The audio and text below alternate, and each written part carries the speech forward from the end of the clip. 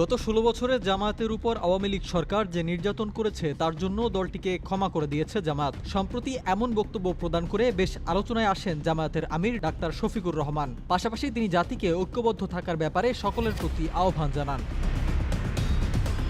কিন্তু এবার তার এমন বক্তব্যের পাল্টা জবাব দিয়েছেন বিএনপির সিনিয়র যুগ্ম মহাসচিব রুহুল কবির রিজভী। তিনি বলেন, ছাত্র জনতার আন্দোলনে শেখ হাসিনার নির্দেশে যাদের গুলি করে হত্যা করা হয়েছে সেই হত্যাকারীদের ক্ষমা করলে নিহতদের আত্মার সাথে বেইমানি করা হবে।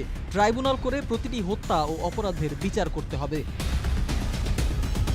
আজ শাহবাগের বঙ্গবন্ধু শেখ মুজিব মেডিকেল বিশ্ববিদ্যালয়ের পাশে ছাত্র জনতার আন্দোলনে নিহতদের পরিবারের হাতে অনুদান তুলে দেওয়ার পর সাংবাদিকদের তিনি এসব কথা বলেন। এ সময় দলটির প্রতি ইঙ্গিত করে রুহুল কবির রিজভী বলেন, তারা বলেছেন আওয়ামী লীগকে ক্ষমা করে দিয়েছেন, গণহত্যাকারীদের কিসের ক্ষমা করতে বলেছেন তারা? যদি শেখ হাসিনা সহ অপরাধীদের বিচার না করা হয় তাহলে বাংলাদেশ কবরস্থানে পরিণত হবে।